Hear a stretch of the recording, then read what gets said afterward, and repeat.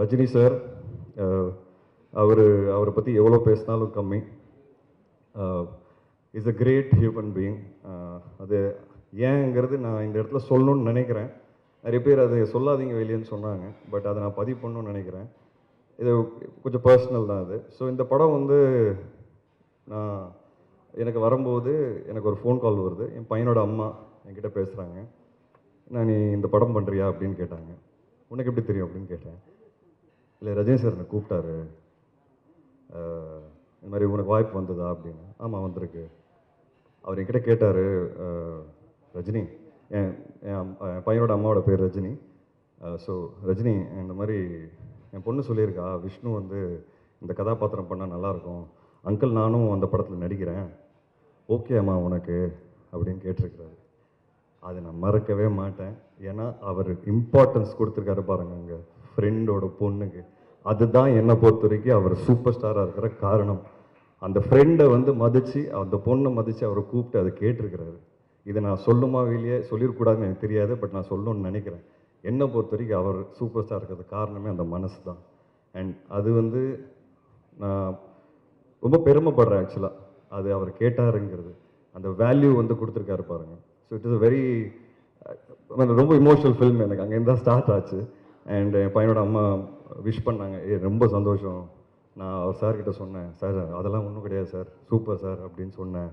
So நீ all the best, நல்லா பண்ணு அப்படின்னாங்க. ஸோ அதுதான் ரஜினி சார் என்னை பொறுத்த வரைக்கும். மற்றபடி ரஜினி சார் பற்றி நிறைய பேசலாம். அவரோட ஸ்டைல், கரிஸ்மா, அதுக்கு அடிச்சுக்கிறதுக்கு அதுக்கு எனக்கு தெரிஞ்சு அது அது ஒரு ட்ரீம் மாதிரிங்க. அவரை நேரில் அதை பார்க்குறதுங்கிறது ஒரு மிகப்பெரிய ட்ரீம்.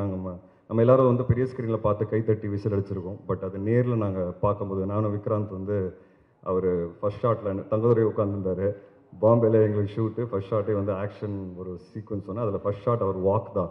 ஸோ நாங்கள் 3 பேர் ஓரமாக சேரை போட்டு அந்த வாக்கை நேரில் பார்த்து ஒருத்தருக்குள்ளே பேசிகிட்டு இருந்தோம். பா என்னடா இப்படி இருக்காரு அப்படின்ட்டு. ஸோ அதான் அந்த மாதிரி நிறைய எக்ஸ்பீரியன்ஸஸ் இந்த படத்தில் வந்து அவரோட சாரோட வந்து நாங்கள் ஃபஸ்ட் கண்ணை முன்னாடி பார்த்தோம். அண்ட் விஷ்ணுனாலே நல்ல கதை, விஷ்ணுனாலே படம் ஹிட் ஆகும், விஷ்ணு நல்ல கதை ஆட்டோமேட்டிக்காக விஷ்ணு தேடி வரும், அதுதான் உன் அடையாளம் அப்படின்னு சொல்லி ஒரு கான்வர்சேஷன் என்கிட்ட சொன்னார். ஸோ எனக்கு வந்து என் அடையாளத்தை காமிச்சிருக்கிறாரு, நல்ல ஸ்கிரிப்ட்ஸ். ஸோ அதை இன்னமும் நான் எஃபர்ட் எடுத்து இன்னமும் நிறைய நல்ல ஸ்கிரிப்ட்ஸ் பண்ணுங்கிறது எனக்கு ஒரு கன்விக்ஷன் வந்திருக்கு. இவ்வளோ பெரிய சூப்பர் ஸ்டார் அதை அக்னாலேஜ் பண்ணும்போது நம்மளோட கான்ஃபிடென்ஸே வேறு லெவலுக்கு போகும். அது அவருக்கு பண்ணணுன்னு அவசியமே கிடையாது. அதுதான் அவரோட மனசு. அந்த மனசுக்கு தான் அவர் இந்த இடத்துல நிற்கிறாரு. அண்ட் படத்தில் நிறைய ஆக்டர்ஸ் இருக்கிறாங்க, எல்லாருமே எனக்கு ரொம்ப ஃபேவரட். முக்கியமாக செந்தில் சாரோட ஃபஸ்ட் டைம் காம்பினேஷன். நான் வந்து ரஜினி சாரோட இதுக்கு முன்னாடி ஃபோட்டோ எடுத்திருக்கேன், பட் செந்தில் சாரை ஃபஸ்ட் டைம் நேரில் பார்த்தேன். அந்த முதல் நாளே வந்து நான் ஃபோட்டோ எடுத்து என்னோடய ஃபேமிலி குரூப்பில் போட்டேன். இந்த மாதிரி செந்தில் சார் கூடலாம் நான் நடிக்கிறேன், பயங்கர சந்தோஷம் எனக்கு அப்படின்ட்டு. ஒரு மிகப்பெரிய லெஜெண்ட் சார். அண்ட் குழந்த மாதிரி இருந்தார் ஸ்பாட்டில். அவரோட நடித்த நாட்கள்லாம் ரொம்ப ஹாப்பியாக, ரொம்ப பெருமையாக ஃபீல் பண்ணேன். ஒரு பயங்கர ஜாலியாக நாங்கள் எல்லோரும் உட்காந்து பேசிக்கிட்டு டைலாக் ப்ராக்டிஸ் பண்ணிட்டு பண்ணுவோம். அப்புறம் தம்பி சார் நீர்பறவைக்கு அப்புறம் இந்த படம் ஒரு திருப்பி நல்ல ரிலேஷன்ஷிப். அந்த படம் ஹிட் ஆன மாதிரி இந்த படம் கண்டிப்பாக மிகப்பெரிய ஹிட் ஆகும் நமக்கு. அண்ட் தொடர்ந்து நம்ம இன்னும் நிறைய படங்கள் பண்ணோம் சார். சாரோட திறமை, ஐ மீன் நாலேஜ் எல்லாருக்குமே தெரியும். ஸ்பாட்டில் உட்காந்து பயங்கரமான விஷயங்கள்லாம் பேசுவார், நாங்கள் நிறைய பேசுவோம் 2 பேரும். அண்ட் நிறைய அவர்கிட்டருந்து கற்றுக்கிட்டேன். அவரோட எக்ஸ்பீரியன்ஸஸ் ஷேர் பண்ணார். மூணார் ரமேஷ் அண்ணா, இந்த படம் மூலிமா எனக்கு வந்து ஒரு நல்ல நட்பு கிடச்சிருக்கு, ஒரு ஸ்ட்ராங்கான பர்சனாலிட்டி. அண்ட் அவர் எது பேசினாலும் ஒரு சென்ஸோடு தான் பேசுவார்.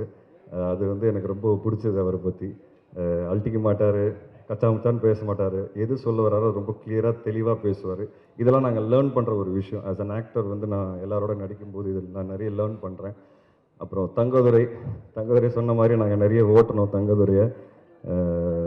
ஆனாலும் அவர் அசரலை.